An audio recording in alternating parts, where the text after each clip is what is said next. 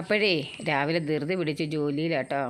രാവിലെ ബ്രേക്ക്ഫാസ്റ്റ് ഉണ്ടാക്കിയാണ് ദോശയാണ് ഉണ്ടാക്കുന്നത്. ദോശയ്ക്ക് കൂട്ടാനായിട്ട് ഞാൻ പിന്നെ വറുത്തരച്ച തീയലാണ് കേട്ടോ. ഇതിപ്പോൾ ഉച്ചക്കത്തേക്ക് ഉണ്ടാക്കിയതാണ്. ഒരു വെറൈറ്റിക്ക് വേണമെങ്കിൽ ദോശയും കഴിക്കാം. ഞാൻ വേറെ കറിയൊന്നും ഉണ്ടാക്കുന്നില്ല. പിന്നെ കുട്ടികൾക്ക് ലഞ്ച് കൊണ്ടുപോകണമല്ലോ. സ്കൂളിൽ പോകുന്ന സമയത്ത് രാവിലെ ഒരു മേളമാണല്ലോ, ഒരു ധൃതിയാണല്ലോ. അപ്പം അങ്ങനെ അവർക്ക് സ്കൂളിൽ കൊണ്ടുവന്നിട്ട് ചമ്മന്തി അരച്ചു. പിന്നെ 2 വാഴയ്ക്ക എടുത്ത് തോരൻ വെച്ചു.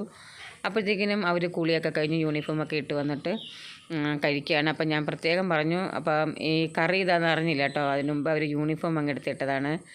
അപ്പോൾ ഞാൻ പറഞ്ഞു യൂണിഫോമിൽ വീഴാതെ കഴിക്കണം എന്നൊക്കെ പറഞ്ഞിട്ടുണ്ട്. പിന്നെ അവർക്ക് കൊണ്ടുപോകാനായിട്ട് ഓരോ മുട്ട പൊരിച്ചെടുക്കുകയാണ് കേട്ടോ. നല്ല നാടൻ മുട്ടയാണ്, നല്ല കുഞ്ഞ് വെള്ള മുട്ടയുണ്ടല്ലോ. അങ്ങനെ ദാണ്ട് അവരുടെ സ്കൂളിൽ ഇന്ന് മുതൽ മുടി കെട്ടുന്നത് കഴിഞ്ഞ പ്രാവശ്യത്തെ രീതിയിലല്ല, ഇപ്രാവശ്യം മുതൽ 1 സൈഡ് പിന്നിയിട്ടുണ്ട് പോകാൻ പറ്റത്തുള്ളൂ കേട്ടോ. അപ്പോൾ നമ്മുടെ ലച്ചുവിന് കുഴപ്പമില്ല, ഇച്ചിരി മുടി ഉണ്ടാണ്ട് ഒരു സൈഡ് പിന്നി കെട്ടിയിടുന്നുണ്ട്. അപ്പം അമ്മ അത് കെട്ടിക്കൊടുക്കുമായിരുന്നു കേട്ടോ. അവൾ ദോശ കഴിക്കുമായിരുന്നു. അപ്പം ദോശയും തീയിലും കൂടെ നല്ല രസമുണ്ട് കഴിക്കാനെന്നൊക്കെ പറയുന്നുണ്ടായിരുന്നേ.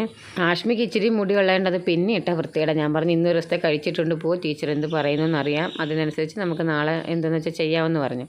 അങ്ങനെ പിള്ളേർക്കുള്ള ലഞ്ചെല്ലാം റെഡിയായി. ഒരുവിധപ്പെട്ട രാവിലെ ജോലിയെല്ലാം തീർന്നു കേട്ടോ. പക്ഷേ എനിക്ക് ഏറ്റവും വലിയ പണിയാണ് ദാണ്ട് ഇത് നന്ദൽ കണ്ടിച്ചെടുക്കുക എന്നുള്ളത്. രാവിലെ ഇവിടെ കൊണ്ടുവന്നപ്പോൾ അങ്ങ് മേടിച്ച് വെച്ചതാണ് ഞാൻ. പിള്ളേരെ സ്കൂളിൽ കൊണ്ടുവിട്ടതിന് ശേഷം ഞാൻ വന്നിട്ട് കുറച്ച് നന്ദൽ കണ്ടിച്ചെടുത്തു കേട്ടോ. കുറച്ചേ കണ്ടിച്ചെടുത്തുള്ളൂ, എനിക്ക് വയ്യാതെ നിന്ന് കണ്ടിച്ചെടുക്കാനുണ്ട്. അപ്പം പിന്നെ അത് വറക്കാനായിട്ടും വെച്ചു.